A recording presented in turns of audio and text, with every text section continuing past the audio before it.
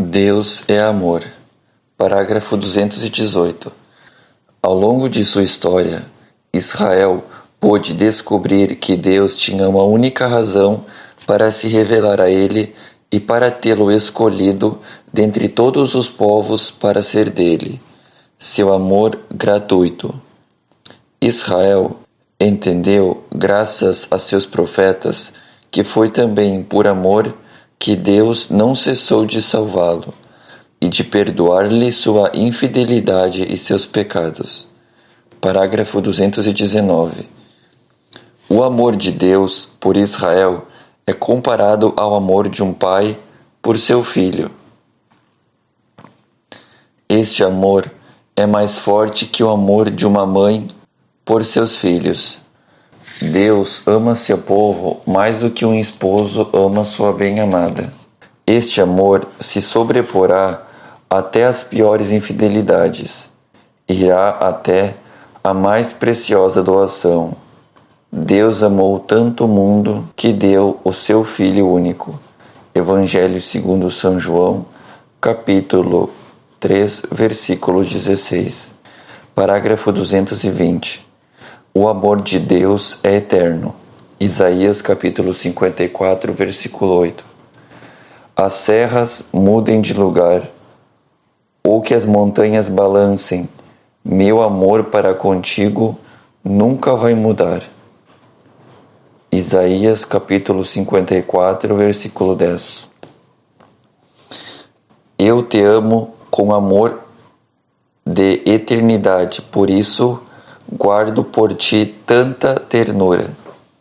Jeremias capítulo 31, versículo 3. Parágrafo 221. São João vai ainda mais longe ao afirmar: Deus é amor. Primeira carta de São João, capítulo 4, versículo 8 e 16. O próprio ser de Deus é amor. Ao enviar na plenitude dos tempos seu Filho único e o Espírito de amor, Deus revela seu segredo mais íntimo. Ele mesmo é eternamente intercâmbio de amor, Pai, Filho e Espírito Santo, e nos destinou a participar deste intercâmbio. 4. O alcance da fé no Deus único. Parágrafo 222. Crer em Deus, o único, e amá-lo com todo o próprio ser, tem enormes consequências para toda a nossa vida. Parágrafo 223. Significa conhecer a grandeza e a majestade de Deus. Deus é grande e supera o nosso conhecimento.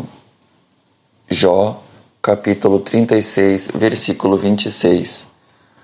Por isso, Deus deve ser o primeiro a ser servido. Parágrafo 224. Significa viver em ação de graças. Se Deus é o único, tudo o que somos e tudo o que possuímos vem dele. Que tens que não tenhas recebido? Primeira carta de São Paulo aos Coríntios, capítulo 4, versículo 7. Que retribuirei ao Senhor por todo o bem que me deu? Salmo 116, versículo 12. Parágrafo 225. Significa conhecer a unidade e a verdadeira dignidade de todos os homens. Todos eles são feitos à sua imagem, à imagem de Deus. Gênesis capítulo 1, versículo 27. Parágrafo 226. Significa usar corretamente as coisas criadas. A fé no Deus único nos leva a usar tudo o que não é Ele, na medida em que isso nos aproxima dele, e a nos desapegarmos das coisas na medida em que nos desviam dele. Meu Senhor e meu Deus, tirai-me tudo o que me afasta de vós. Meu Senhor e meu Deus, dai-me tudo o que me aproxima de vós. Meu Senhor e meu Deus, desprendei-me de mim mesmo para doar-me por inteiro a vós. Parágrafo 227. Significa confiar em Deus em qualquer circunstância, mesmo na adversidade. Uma oração de Santa Teresa de Jesus o expressa de maneira admirável. Nada te perturbe, nada te assuste, tudo passa, Deus não muda, a paciência tudo alcança. Quem a Deus tem, nada lhe falta. Só Deus basta. Resumindo, parágrafo 228.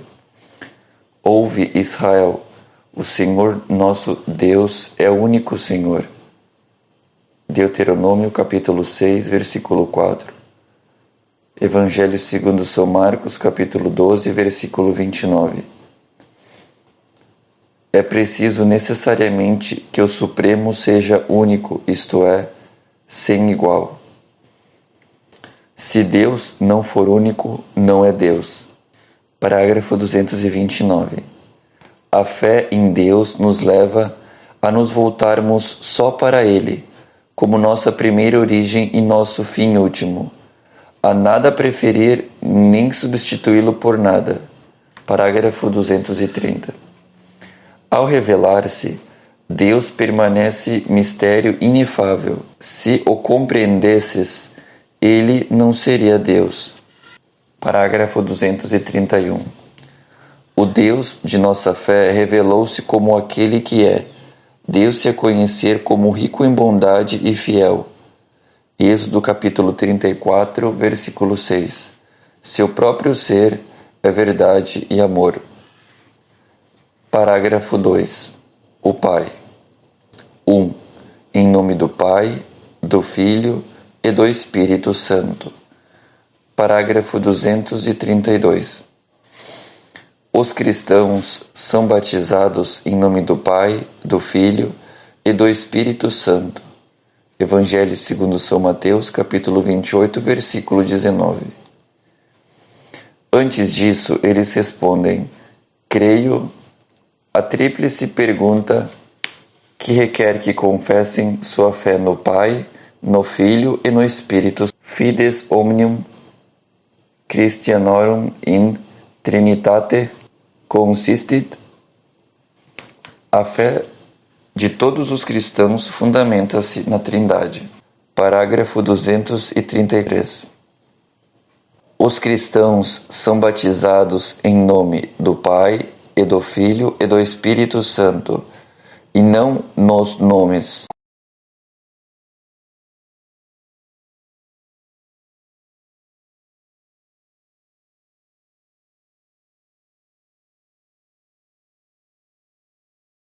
Parágrafo 234.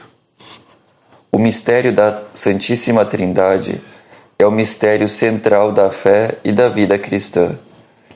É, portanto, a fonte de todos os outros mistérios da fé. É a luz que os ilumina. É o ensinamento mais fundamental e essencial na hierarquia das verdades de fé. Toda a história da salvação é a história das vias e meios do revelar-se do Deus verdadeiro e único, Pai, Filho e Espírito Santo, o qual reconcilia e une a si aqueles que se afastam do pecado. Parágrafo 235. Neste parágrafo, se exporá brevemente de que modo é revelado o mistério da Santíssima Trindade. 1. De que maneira a Igreja formulou a doutrina da fé sobre este mistério. 2. De que modo, mediante as missões divinas do Filho e do Espírito Santo, Deus Pai realiza seu desígnio benevolente de criação, de redenção e de santificação. 3. Parágrafo 236.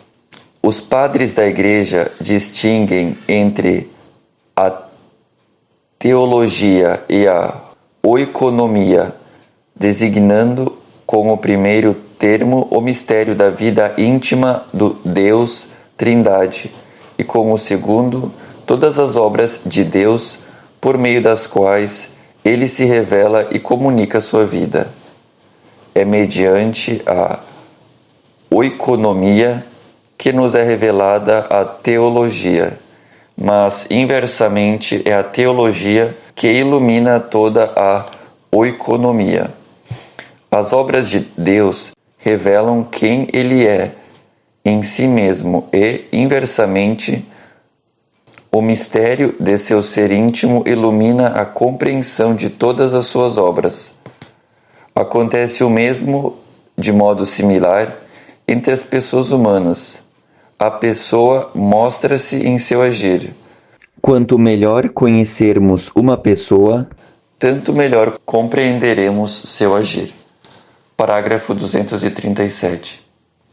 A Trindade é um mistério de fé, em sentido estrito. Um dos mistérios escondidos em Deus que não podem ser conhecidos se não forem revelados do alto. Sem dúvida, Deus deixou vestígios de seu ser trinitário em sua obra de criação, em sua revelação ao longo do Antigo Testamento. Entretanto, a intimidade de seu ser como Santíssima Trindade constitui um mistério inacessível à pura razão e até mesmo à fé de Israel, antes da encarnação do Filho de Deus e da missão do Espírito Santo.